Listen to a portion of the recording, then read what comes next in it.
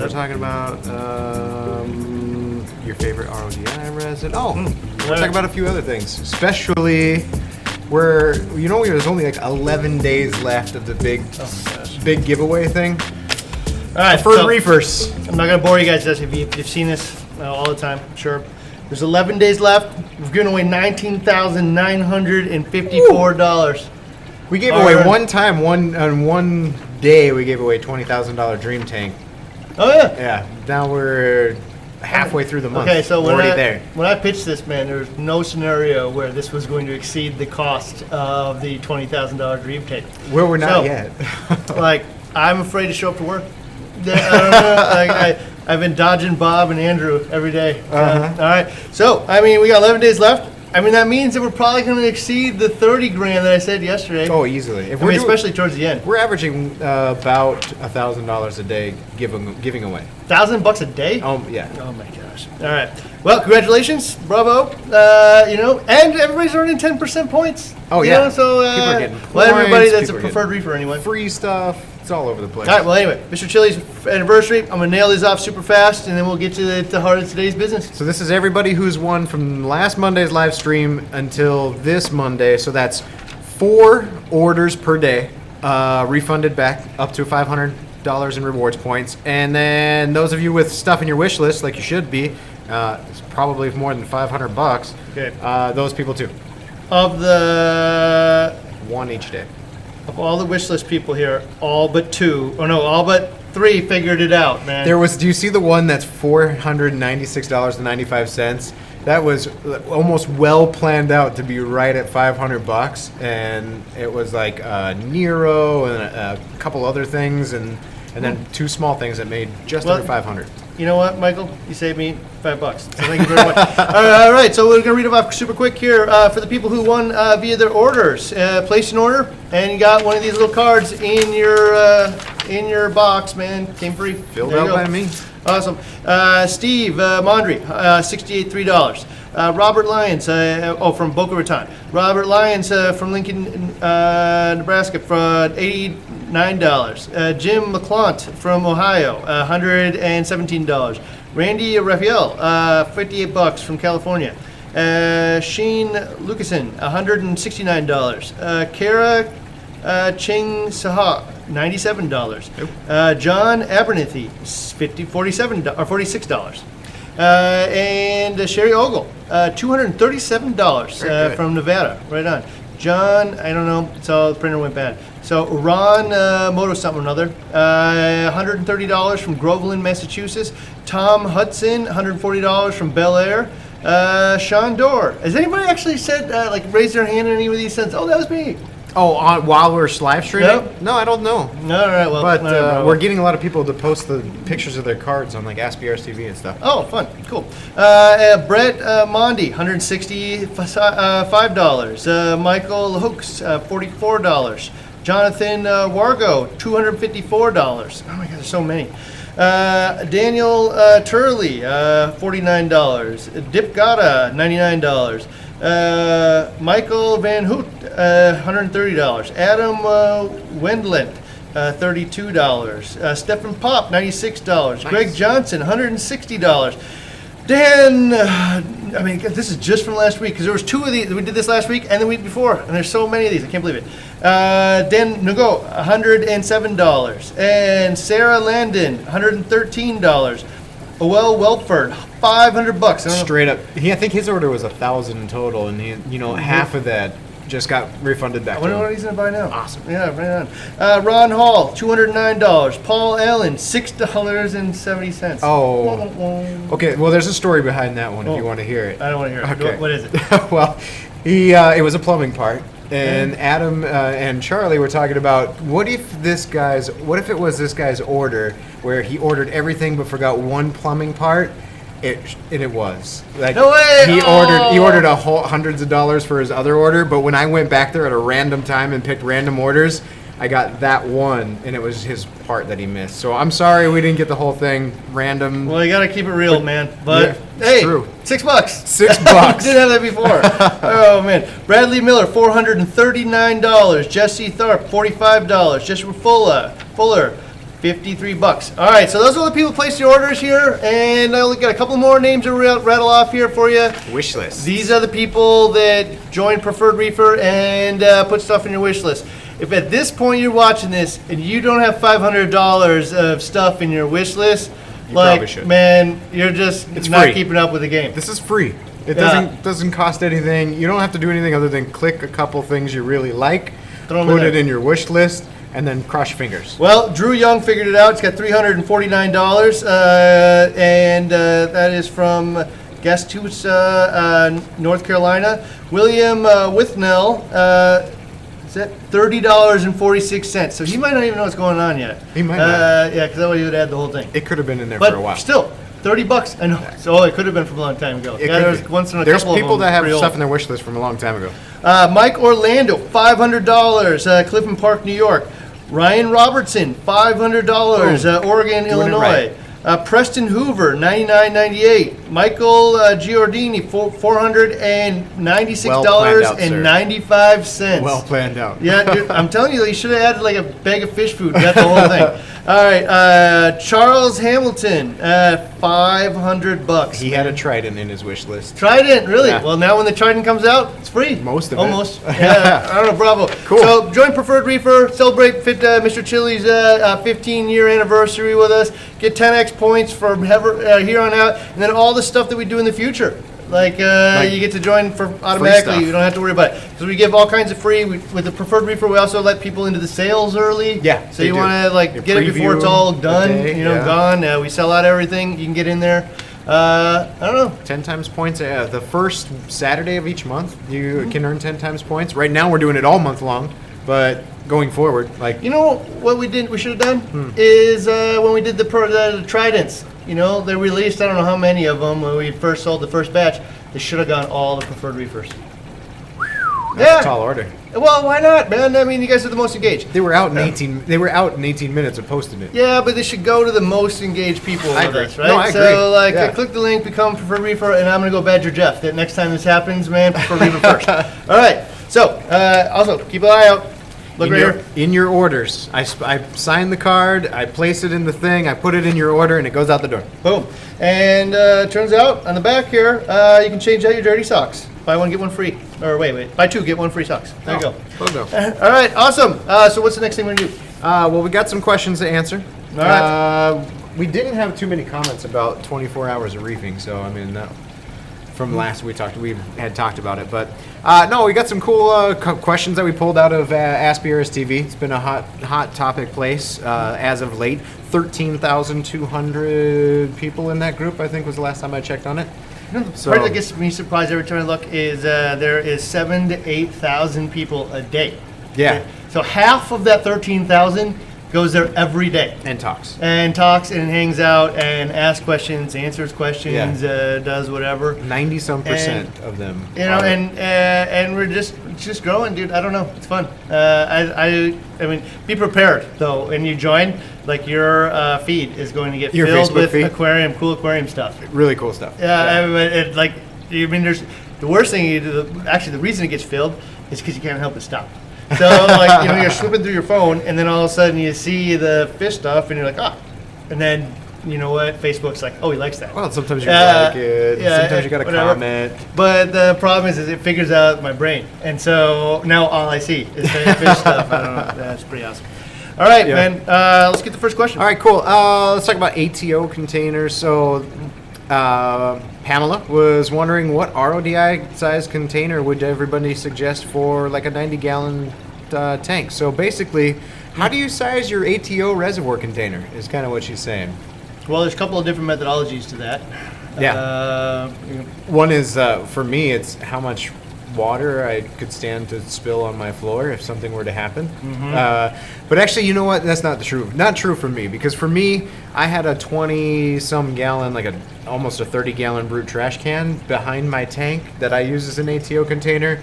Well, for two reasons. One, because I was lazy and I didn't want to refill it all the time. And I did have to hand refill it, so when it would drain, I have to go down. But also, I was running Kalkwasser too, so I had 30 gallons of Kalkwasser ready to go, and it would last me like 4 weeks. So I didn't have to touch anything for about 4 weeks. Was it dangerous? Yeah, I mean, not dangerous, but I didn't have the level of redundancy that I should have had on it.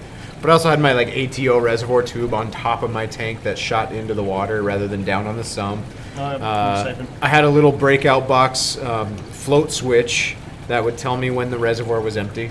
So it would send me a notification through my Apex and say, hey, your reservoir's empty, go fill it. So there's a couple things I did there, but that's as big as I went. But, I mean...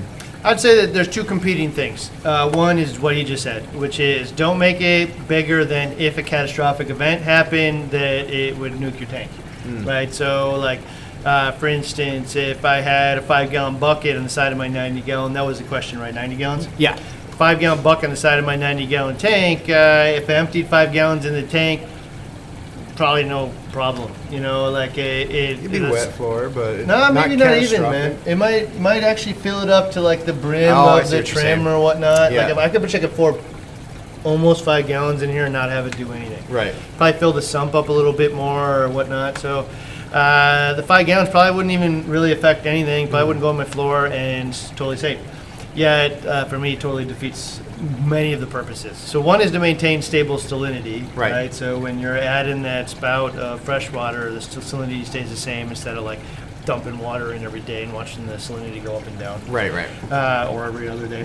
The other one though is to stop the amount of work, you know, which is I got to go fill up and replace evaporation all the time. And work, no big deal in the beginning, it's just part of owning a tank. Yeah. Year 2, like I am looking for every way possible to stop all of the work that it is and maintain this tank so I can enjoy it, and that I can, when I do have time, I can spend time cleaning it and making it look nice rather than filling buckets.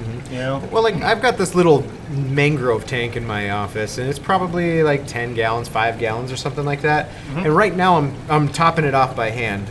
So I one solo cup in the morning when I get here, refills it back up to the main line.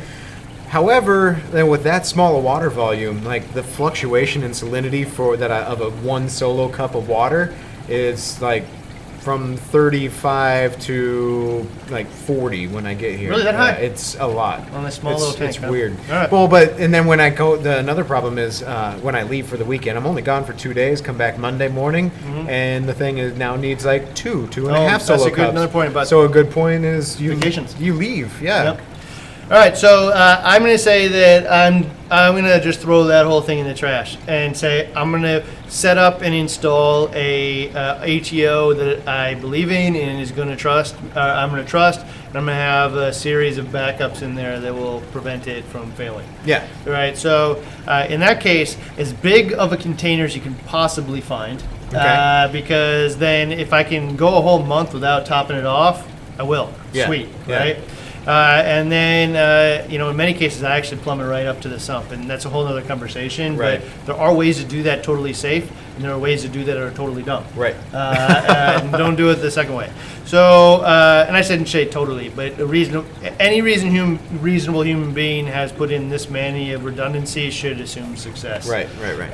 And so, in this case, I would try to find the biggest container. And often that is dictated by the biggest container that can either fit underneath your stand, which on a 90-gallon tank is probably none almost because you probably got a sump underneath there and that's probably taking up most of your space, right? I had one of those ATO 5-gallon Emerald ones from Trigger that fit under my 90 cube. Just right too. Like it barely fit, but it fit.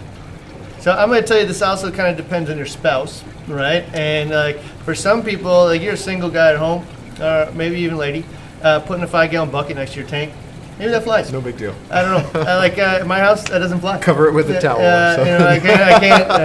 I can't just put a 5-gallon bucket. It doesn't match to the decor, right? Yeah. And so there's like a couple steps up from that. So one, you can get one of the little Synergy Reef guy or Reef Synergy guys makes a nice one, but also the Trigger ones. And they're like nice little plexiglass box you can set next to the tank, sometimes underneath it, but you can set it next to the tank, and at least it looks like not a garbage pail. Yeah, right? exactly. And maybe you could throw something on top of it. I don't know. Innovative Marine has that really nice. It has its own wheels. It's clear. It has a shelf that you can pull out and pour into the shelf, so you're not pouring. I've trying to pour.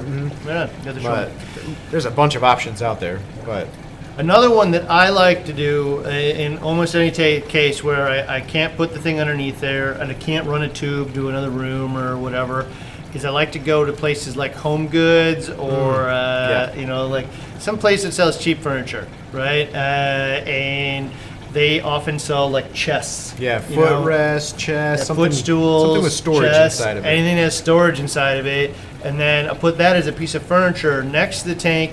Open up the chest and look, fish gear, all you can be, all your fish gear all in one place. So in there, then I can put like put 5-gallon bales. I could, put an aquarium in there. I could put any kind of box that stores, water inside of that thing. Use that for my top off. Preferably something that has a big open top that's super easy to pour water into. So don't get like a carboy. I mean, then you're just going to be using funnels and stuff like that. It gets messy. Yeah. So, but I would absolutely find the biggest container I can fit inside of a decent looking piece of cheap furniture. Home Goods are in a lot of different markets, and that's probably one of the better places to look. I'm trying to think what else would be a good option.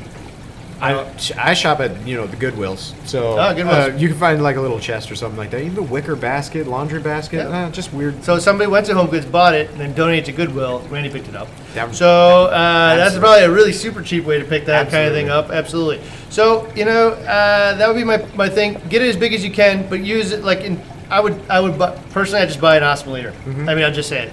There are a whole bunch of auto top-offs out there. There's one that has never failed me off. I've been doing this for well over a decade. Yeah. I know. And when I say well over a decade, man, I'm talking about not just like I have a tank at home that has one on it. It's on like every tank in this whole building. Probably 85% of the tanks in this office, and there's a bunch of them. There's 30 some tanks. 30 some. Yeah. Well, actually, with all the test stuff, way more. So I mean, they just don't fail off. Every once in a while, the sensor could get dirty, they don't fail on. They could get dirty, and they just wouldn't turn on because you're total neglect. We clean it, and it's just fine.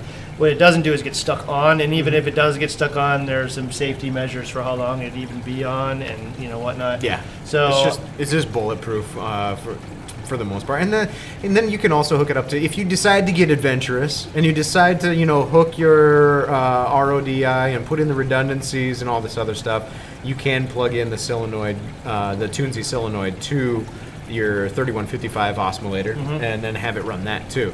So it's expandable too. I mean, you can do whatever you want with it. I don't know if this guy exists still, but I like the different technologies too. Like in that one, it's got the little like laser eye and then a float. I like the fact that there's a float actually instead of not just another laser eye, because things that make one thing fail make the other one fail. And so like I like differing technologies, moving parts, and electronic components. So like way back when, I bought a thing. I don't know if this guy still exists or not, but it's autotopoff.com. Just a little box with a relay in it and 2 floats, and it was super cheap. And I'm like, oh, that's my thing. I want cheap, right? Yeah. And so, like, I plugged it in, and I feel like I got 2 floats, But you know what? What makes one fail makes the other one fail, and Salt Creep hit them both. There's just splash on it, and then the thing dumped 10 gallons of Kalkwasser in my tank. Yeah. Right? And so, nearly wiped out everything. Only reason I didn't is because I woke up to the sound of it at 3 a.m. and I knew that I just filled it and it should not be gurgling like that. And so I ran out there and then poured a bunch of vinegar in the tank and, get the pH back down and save everything but the Xenia and the crabs. And the Xenia actually came back, damn it. So I don't know. I like the fact that now, so the one thing that failed also, there's little magnetic rods that go up and down inside those little float switches. So another common one is like a power surge. Freezes them together, man. Contact. Yeah, so what causes one to fail, the little sparks and stuff, makes the other one fail. But in this case, in the oscillator's case, the mechanical float switch is actually the high reference point, in which case, if it freezes the contacts together, it means it freezes it in an off position. No, they wouldn't freeze because they'd be apart from each other. Apart from each other. But like it means if there is a surge in your power or whatnot, they're already separated, so they're unlikely to hit unless it happened the moment that it was triggered. Yeah, and then with that in mind, then if your optical sensor doesn't stop the water from going in, the automatic 10-minute timer of pushing water will automatically stop it. So All right. I'm Anyway. going to move on from my love affair of the oscillator. I love that thing, but I would definitely use that one and biggest containers I can find. And so that kind of answers, well, not answers Tony closest there we go. question, Tony. but Tony kind of, he wants to know what's the best. I mean, who doesn't? I mean, I think that's a universal statement, like almost. And Yeah. not everybody wants to spend $200 on an auto top off, but everybody who wants I mean, best can be defined a whole lot of ways. Tons. But I can tell you that there are a ton of reefers here, and a ton of tanks here, and a ton of phone. I mean, I can't even imagine how many phone calls that we get on this stuff. And if you want the one that has proven to be the most reliable here, that's it. There you go. End of story. Okay. It's the one I would choose. How about that? All right, there you go. Next one. Yeah, let's take a look at the established. So it looks like we're upgrading a tank here. John is, and he wants to restart it, and he's got some established Acro Colonies on his rocks. Kind of wants to know what the best way to go is to remove them, and then put them back in. Okay, so he's going to restart the tank, man. So one of the best things you could do is find a friend that has a tank that can, take these things for you. So Right. That has an established aquarium, because if you're going to try to set up a second aquarium and then maintain it and think it's going to be stable like your last one, good luck, man. It's going to take you, and it will be, it could be eventually, but it's just going to take an amount of time to get there. Like, how long did it take you to grow that acro from frag to colony, where you have to cut it off the rock? You at least have to wait that long, on a new tank. It's going to be a real, it's going to be a challenge, man. And so some people are really good at it and have done it 100 times, moved tanks, set them up. One of the things too is if you're setting up your second tank, a lot of people like to kind of take a breath, and give it some time. Really think about what they're going to do for the second one and plan it out. And if you got a tub of corals on the floor over here, waiting every moment for you to figure your stuff out, man. Clock is ticking on that one. Clock is ticking on you. So it's not that it can't be done. It's just that it's a lot harder. And so if you got a friend or something that can care for your animals for you while you're not ready to, which is the reality of it. Then utilize that friend. Otherwise, do what I did. Start more tanks in the basement early before you think about starting. Long before. Yeah, go set up a frag tank in the basement. And you could, even a 20 long, you could probably make a decent frag tank long enough to hold your corals while you do something else.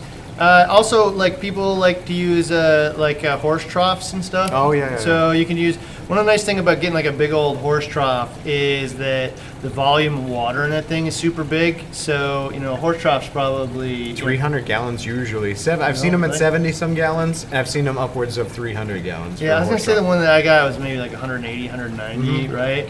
And so anything that's going to go wrong now as your tank is not stable is going to go wrong much slower than if you tried to put it into a tiny frag tank. True. Things go wrong in those things fast. So if you get a big volume of water, and I say horse trap, you can get those at a Fleet Farm. They probably don't have those in your area, but Tractor Supply type store, feed, stuff like that. Anywhere you would buy Online's overalls. Online's a horrible place a to gun, try and fishing poles, cheap peanuts, and camouflage clothing. Yes, that place. They have they have horse troughs there, man. Every store is good for reefing, I gotta say, man. Yeah. We just hired somebody from Home Depot, and she couldn't tell me how many people come in there for aquarium-related stuff. Oh yeah, I bet. Yeah. So we've got a good question about that later on in the all right, thing. cool. But yeah, that's pretty cool. Okay, so getting back to his question, say you had to remove one of these big giant colonies in here. How would you get it off? If you want to maintain the integrity of the colony, depending on how it grows, we got a stag in here that's growing all sorts of ways to get at the base of that thing. The reality is you're probably not going to be able to get the base off, though. The coral's based out. You're probably only going to get the colony portion of it off, right? And even then, you might want to cut a couple clippings of it off the sides, just in case the whole colony does not like what you just did to it. At least you can save some of the original tissue. I mean, you want to talk about an instant destabilizer to that coral's life is cut off its legs. Cutting it off. Yeah, for sure. So you never know what will happen from that. But outside of that, chisel. So get a nice sharp chisel from the hardware store. And when you're looking at it saying, oh, I could buy the $5 one or I could get the $25 one, think about how much coral you got in there and how easy this project's going to be, and get the good one. Yeah.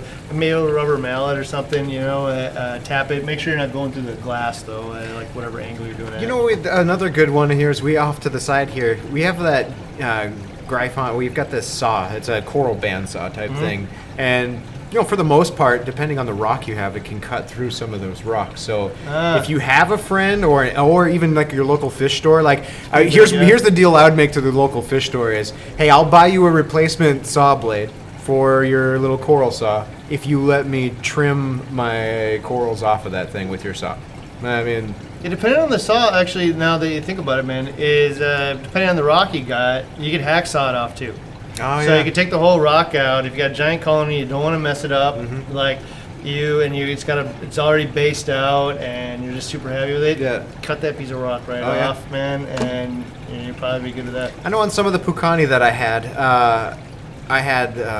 Pucani's pretty soft, and you can easily get some bone cutters in between the different larger porous areas, and then I can kind of cut around the thing, and then eventually just break it off.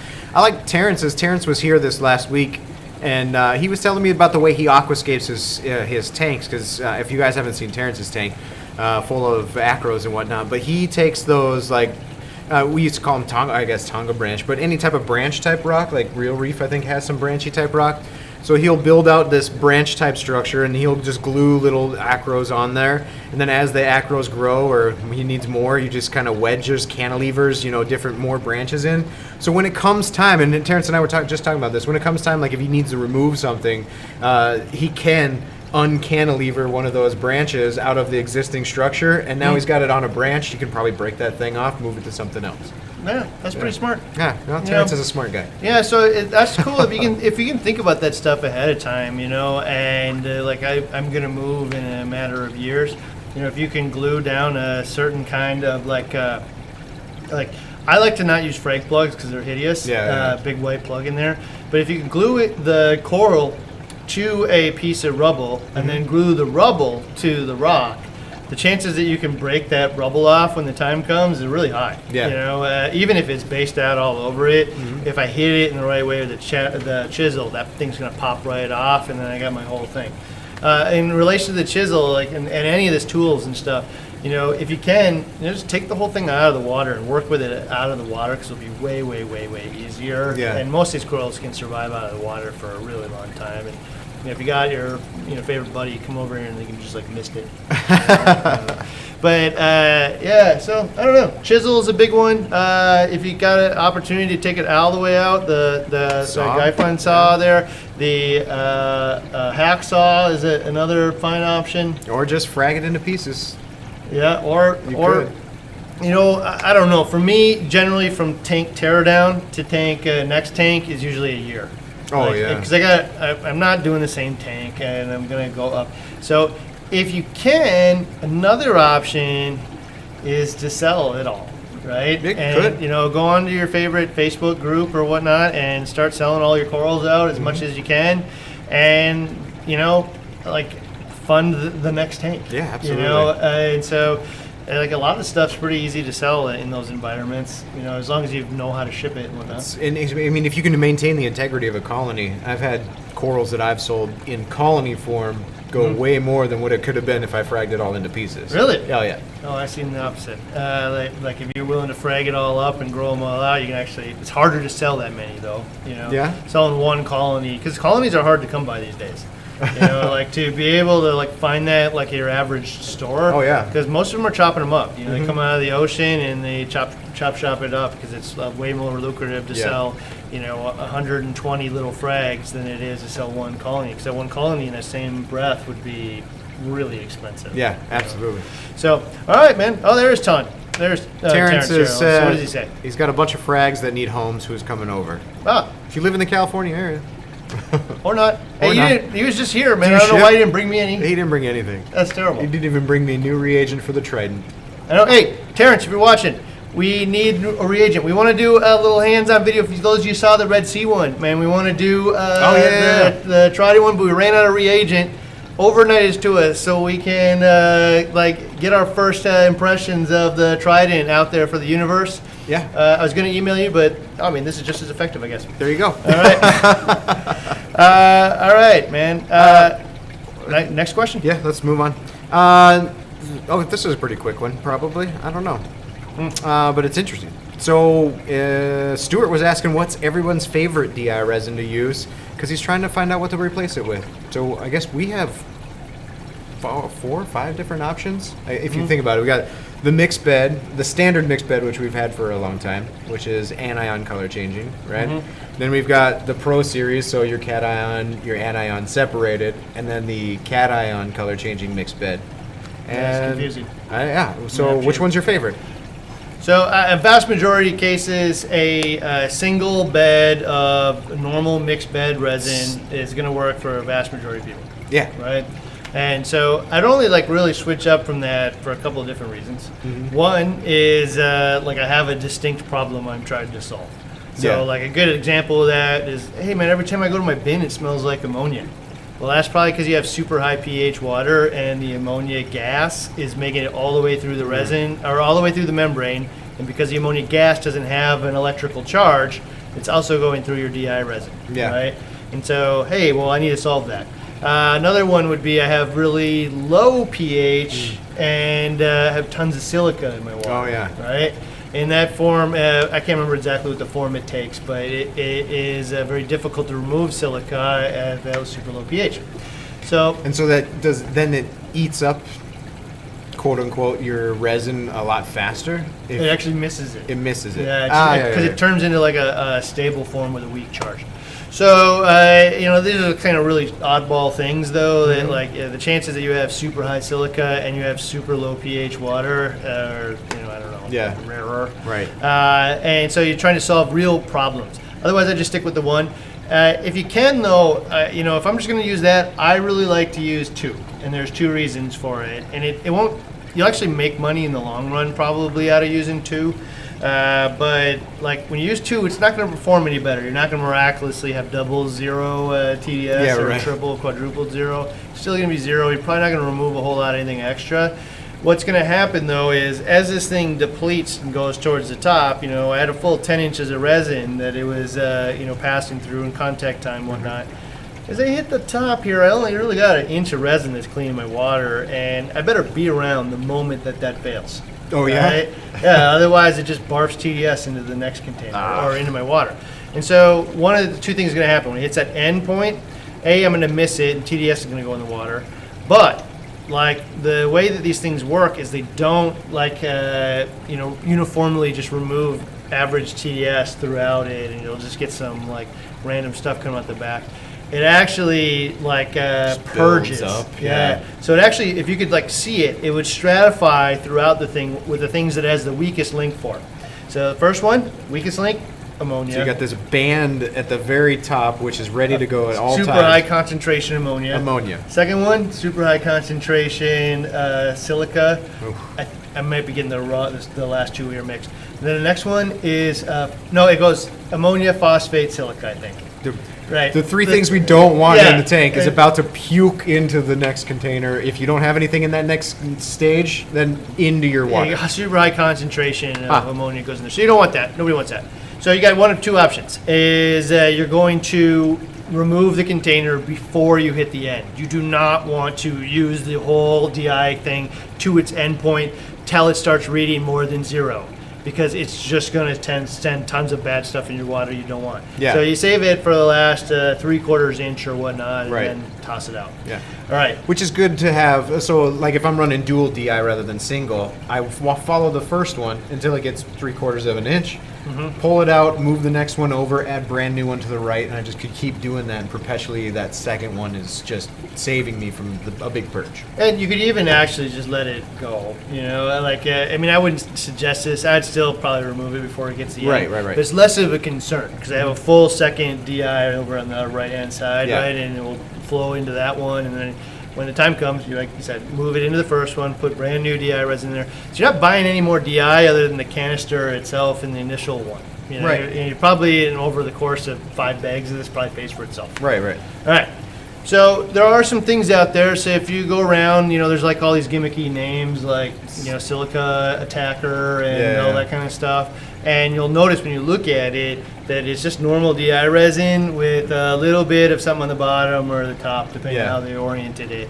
And all that is a little band of anion resin on the bottom. Yeah. Right? The stuff on its own, not instead of mixed. So normal resin's mixed. There's cation and anion resin that are mixed up together, and on the bottom it's just a little layer of that stuff on the bottom.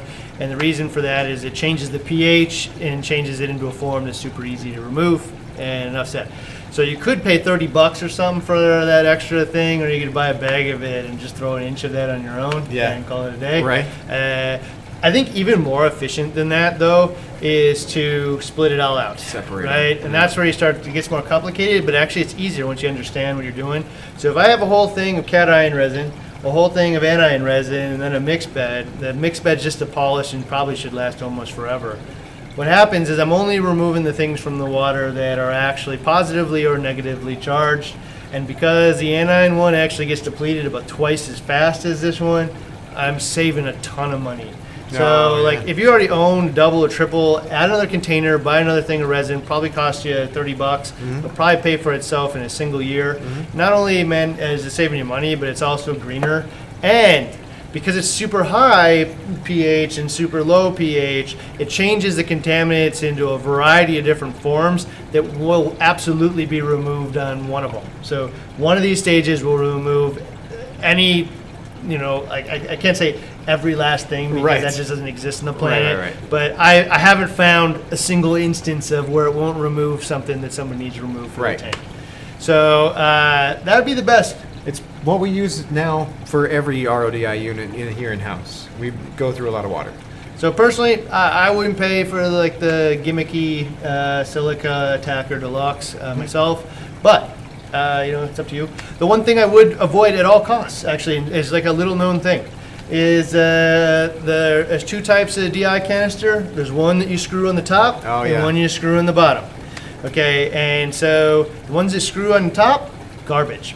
Like, don't use them. I don't know why they even sell them. Just leaks water out of the top of the thing, right? So it's not even forcing the water all the way through you get bypass, essentially. Yes. So the way these things work is water goes down the bottom of the container, flows into there, and then goes up through the bottom of the DI canister, and then up to the DI resin. There's only one way out, and that's through the DI. And because it's got that rubber seal on the top of it, it seals it on the cap of the canister of your RODI container, and now water definitely has only one way out. It has to go through the DI resin. It has to go through the top, and because through the cap on the bottom, and because of that, it doesn't really matter. The cap on the bottom, doesn't matter if it's screwed or sealed perfectly. The water still has to go through the bottom. You can bypass the threads; it still has to go through the cartridge. Doesn't matter. The ones on the top, that screw on the top, the water will actually go right through the threads there. Most of them don't have a very good seal, and they're just a stupid way to do it. Sometimes they look nicer, but they perform poorly. Okay. And one of the easiest ways to tell that that's happening for you, or even with the ones on the bottom, that it's time to throw the cartridge out and get a new one because the rubber seal on the top is bad, is people complain all the time, like, hey, my thing isn't filling with water, it's just filled with air. Yeah. Well, when the water, and there's air in there when you screw it together, when the water goes in, the air has nowhere to go. It's not, air floats. Won't go right? through the It's not going to go through the water and come out, right? And eventually, over time, it might pressurize a little bit, slowly, come out. But for the most part, and I tell people if you wanted to, you can open up the bottom, just kind of let it fill, and close it back up. Shut it, if that visually matters to you. But it's still doing the same thing. If your canister doesn't do that, meaning that it actually fills all the way with water, it means you have a leak. Because it should not be able to do that. Yeah. So So it means that you have a leak either on the seal or a pinhole of something somewhere. So essentially, if I'm looking at the bottom of my DI canister and I've only got 3 inches of water, it's a 10-inch canister. It's the it's the pressure coming through the line that the air is pressurizing that canister, so water is still being forced through. I only see this much of it but there is water coming through, and that shouldn't have to be full. Okay. Yeah, and so if you have one that screws on the top, you can actually look in the canister and see that it filled up right to the crack where the screw-on tap goes, right? Yeah, and know, oh, well, definitely that's my problem. And we tested it, and it's not like, it's catastrophic. Like it's going to bypass, and some of the water isn't going to go through the DI resin. Right. It's not going to produce water that's going to kill your tank or anything. But if I'm going to buy one or the other, I'm going to buy the one that works. Yeah. Like the one that it also kind of shows me that the person that's selling this thing has thought about it. Right. We're going to sell the one that actually does its job, and if we don't, what else aren't you thinking about? So what else are you missing? So and for those of you that don't know, all of the other canisters, what happens is like in the carbon block sediment filter, the water goes through the side goes through the sides of the carbon block and then goes up. Yeah. For those of you that are like, well, what if you flipped it around? You sent the water going down the DI resin, then it would fill with water. And you're right, except for the opposite would happen. Now, air would get caught inside of the DI canister, which is really bad. Little cartridge inside. Yeah. It could possibly fluidize that way too. So we just don't want the air stuck inside the canister or the cartridge. Yeah. We want it in the canister, and that's why it's done that way. And we don't want it to be the DI to come through the sides either, because it would deplete ununiformly. Yeah. So there's something to be said about that nice uniform depletion line as it changes color going up. And sometimes I don't even need to read TDS. I see that my color band has changed all the way up to the top of the neck. I'm just going to pull it out and swap it. Yeah, so for those who don't know, the way that works is there is a color changing dye inside the resin. And so inside the standard mixed bed resin, there is actually two beads inside there. One looks relatively clear, and one of them looks brown, golden color, right? One actually looks blue, and one is golden color, right? And then that's right now it's all filled with the proper charge around it. And as it's giving off all the ions and exchanging for the contaminants, the pH changes inside that dye, and it turns clear. And when it turns clear, you can now see the gold ones. The only thing you can see is the gold one. So it turns from blue to gold by changing the pH inside of the little dye. And that's why you get to see it, watch, and why it's a really good indication actually of its capacity is because when that little bead is giving off all of its hydroxides or its hydrogens, then it changes the pH inside the bead, and then it's really, really good indication. The only time that it doesn't work real good water source. Yeah, your water source naturally has an extremely high pH or extremely low. Yeah. So here in Minneapolis, sometimes if you run it too long, you may watch the bottom of your resin turn back to blue, right? And it's because our pH here is 10. Yeah. And so after it's literally given up every single last hydroxide, it will turn back to blue. And you'll kind of see a band that it chases it to the top. Does not mean that it's recharging. It just means the pH of your water has defeated the dye. Yeah, so for sure. They're usually a really good indication, especially at the top of your depletion. But TS meter is the best. So, favorite resin Pro series. Mix them up. Separate them out. There isn't a scenario where because I live in Minneapolis here. Yeah. And I just moved in a new house that's got well water that literally stinks. So there's no scenario where I'm not going to use it because it also just saves money. Yeah. So in the end, I'll spend a couple bucks up front to make sure that it's cheaper. It also lasts longer, meaning with all three of these things, I change out a thing of resin probably 1/3 of the time that I normally would, especially because each one is optimized to last its total length. And I'm not the greenest human being on the planet, but I do look for a handful of ways. When it's really easy for me, I will definitely try to do that. Yeah. And in this case, if I can get all of it and not throw out waste, man, that to me fits that bill for sure. Cool. All right. We gotta take these questions quick. Right. There's a couple topics I still want to get to. The dash cave. So the dash cave, I just upgraded to a 6-stage. Source water is treated with silicate and phosphate. How do you set? What did I miss? How would you set up the filters? Anion and normal resin in the final two chambers?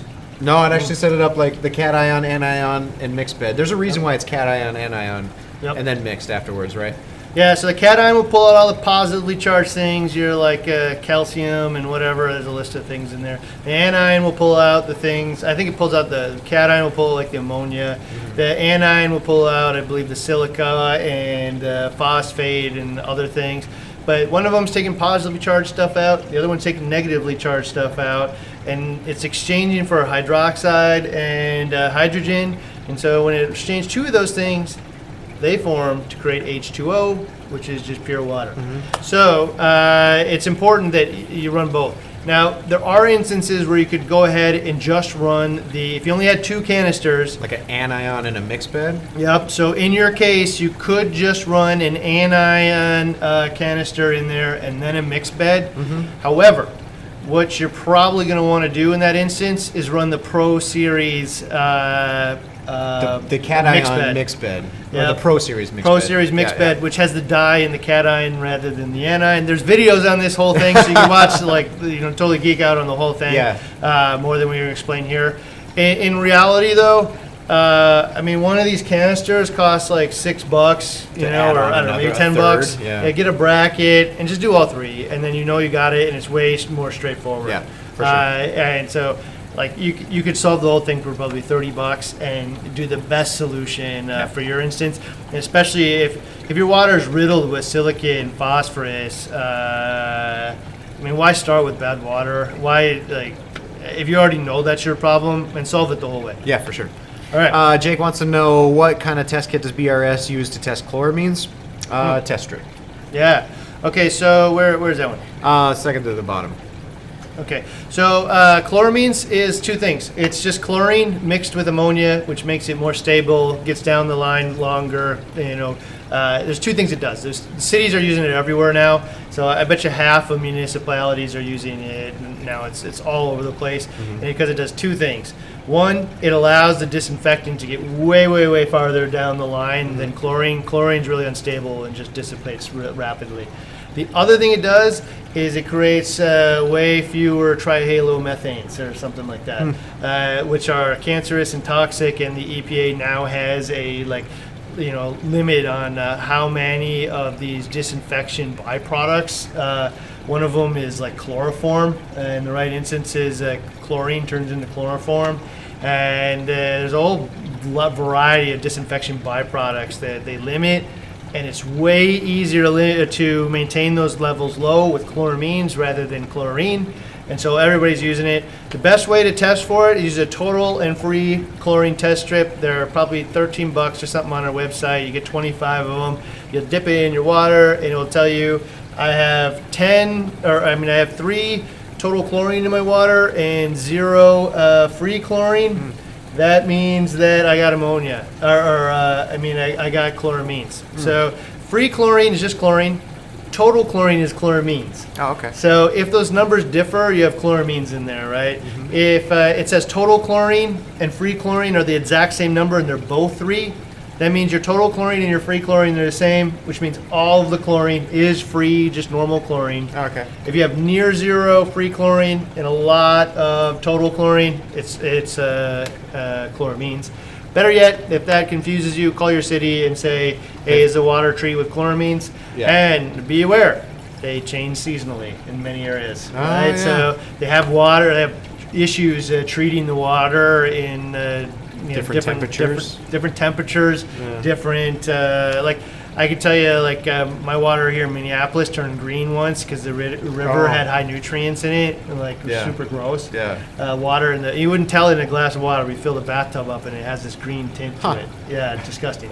So they have to, treat the water differently at different periods of time. So, you never really know. So you might want to ask Claire. Turns out too, man, I hate to say it this way, but there's a lot of people that call these water things and they shrug their shoulders and say they don't know. I mean, these are the people that put the stuff in the water to begin with. That's so scary. And it's like you're wasting their time trying to get the answer. So for chloramines, though, here's the thing: is you're almost better off just treating it like you have it, because all it is buying a couple of carbon blocks that are made for this thing. And it turns out the carbon blocks that are made for chloramines, which work really well and is super hard to treat disinfectant, work 5 to 10 times as as good on chlorine as well. Yeah. So like, well, the standard carbon block works for 10,000 gallons on chlorine. You know, the specialized ones will work like 50,000 gallons on chlorine. So either way, man, you're probably better off. It costs you a few extra bucks. Big thing is you need 2 of them. Yeah. Common misconception is that like a chlorine block or carbon block is like 100% effective. It will protect you all the time. All it does is remove it. In fact, like with the KX technology ones, I'm pretty certain that the standard there is 50% breakthrough. Oh, wow. Like, it's good for 20,000 gallons, up to 50% of it making its way through. That's a terrible standard, right? And that's like the most widely used carbon block in the planet, so it's not shame on them or anything. That's just kind of the standard that people use for these things. It's crazy. So like the big thing is to use one that works really well and use a second one. So this one will probably reduce it 80%, and then this one will reduce it 80% of that, and then the rest of filtration will get it. 2 carbon blocks, use a specialized one. Ours is universal. For your reference point, we buy the universal ones from the largest supplier of the planet for these things. Yeah. And the reason that we buy it is actually so we can make it cheaper. So if we had to sell you the name brand one, it'd be about $5 more per block. Jeez. Yeah, and so we're able to buy them container loads and avoid the like map pricing on these things. So That's for you. I don't know. I mean, cool. if you ever seen a carbon block side by side, and we have some old videos and stuff, like the universal versus your standard, the amount of carbon in one universal is near double. See, you know, I like those things when you can say, like, people say, oh, my product's better. Right? Yeah, Whatever. Right? Whatever does that mean? Better, everybody says that stuff. When you can pick it up and say, oh, man, this one weighs twice as much as that one. Yeah. Right? There's like more carbon in the carbon block. And then when I look at it, instead of this giant quarter-size hole going down the middle of it, it's like a pencil-sized hole. Like, this one is going to perform better. You know, I mean, that isn't like guaranteed, but like when all the other things come together, there's a reason why this thing will perform better. Yeah, for right? sure. So yeah, I like it when those things come together. All right, man. Any other questions? Now, before we have to close out today, I want to get to this question that we promised in the description and everything. All right. So it's a pretty fun one. Non-reefing. So I went around the office and asked the same question too, but Matthew's wondering, what are some of the most useful tools and products you found that for your tank that's not specifically built or marketed for the reefing hobby? All right, I'm going to let you go first because I'm reeling here. Okay. So one of the first things that came to mind to me was egg crate diffuser, light diffuser. I use it for 100 different purposes. Frag racks is probably the biggest one. Actually, as light diffuser or to keep fish in or things like that. You can build little stands for your skimmers. You can build all kinds of I've seen erector set type structures from people who had built out of egg crate and all the different uses for egg crate. Good trap or a good place to hold anemones when you're trying to get clowns to host them. I mean, there's a variety of different things, fun things that you can do with it. That was one. Another one that we talked about, I kind of asked the office, a standard turkey baster. That counts. Yep. For a variety of things. Feeding, mostly. For a lot of us, it's feeding. For other people, it's just maintenance. Dental tools, man. Oh, yeah, we got them right here. Got a few. So dental tools. I mean, medical and dental tools. I wonder if you seeded that in my head by putting these out here. Yeah, I don't know. Dental tools are absolutely one of them. So bone cutters and all those kinds of things, man. So little do you know, we buy all these things, say bulk resupply on them, but we buy them in India from dental suppliers. Yeah. So I mean, most of this stuff comes from the same place, I mean, we brought in a whole line or a whole name brand of products that are specifically designed for kitchen use. Oh, yeah, the Acro. All the Oxo stuff none of it is made for reefing. I can't tell you how hard that was to nail. I mean, I worked on that one. I mean, it was not our biggest opportunity. What are you guys gonna do with it? Yeah, but I wouldn't it wasn't the biggest opportunity in the universe. But hey man, it's like having a bowl and a strainer and stuff or stuff is so nice. I want to rinse out my the calcium reactor media. Having a strainer in there and just being able to rest every time I gotta change my media, aquarium should ever touch my mouth. That's the rule. Biggest one. One of the biggest ones. Yeah, Superloo is not a reefing product, but it works. No? On any of your tanks? Calc reactor and a calcium reactor. No. I have seen and have friends that run a calcium reactor and Kalkwasser auto top off. saturated caulk in there while they're running a calcium reactor. Granted, this is like a 500-600 gallon system, ties system in his garage from that I know from Manhattan, Kansas. But it helps. He had one. The ventilation in the garage was fairly poor. So as far as like the house and the dogs and everything being the CO2 from that, bringing down the CO2 in the aquarium or in the garage tank room, on top of using a calcium reactor, which kind of brings it down. The Kalkwasser was there for pH purposes. So most people, if you're going to run a calcium reactor and a Kalkwasser, will do it for the purpose of raising the pH in the tank. Right. So I will absolutely achieve that. Yeah. Right.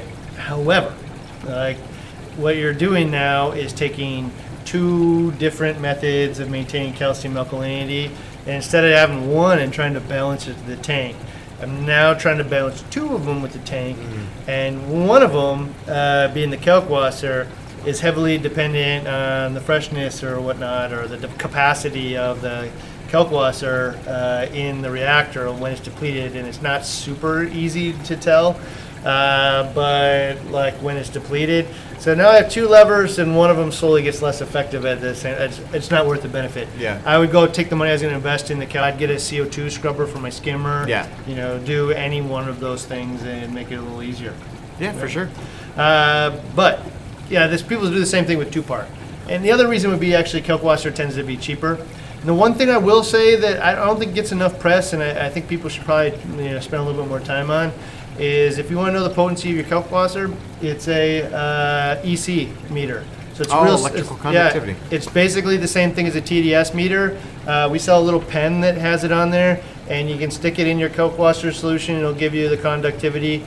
One of the things you're going to find immediately is what's supposed to be a super saturated, fully saturated Kalkwasser is actually super hard to achieve. Yeah. I haven't actually ever been able to achieve it, so that theoretical number of, I can't remember what it is, but like the max saturation of Kalkwasser isn't achieved by dumping some in and mixing it up and hoping for the best. Yeah. You got to put a little effort into it. Even the coming out of the reactor that's spinning it constantly still doesn't do it. So, but pick a number, whatever that number is that you get consistently, and then measure to that rather than chasing some fairy tale of what you think is supposed to be possible.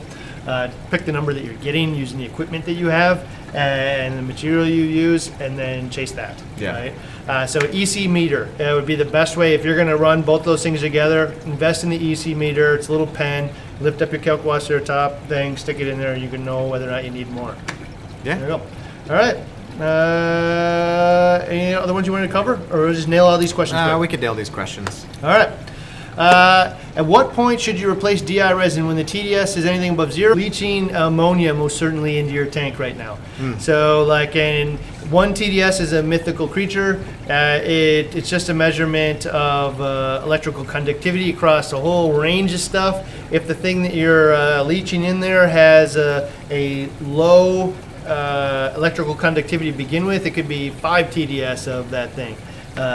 In reality, so you don't wait until it's like you don't wait until your floor is flooding, man. Like once you recognize that it's close, start pumping the water out.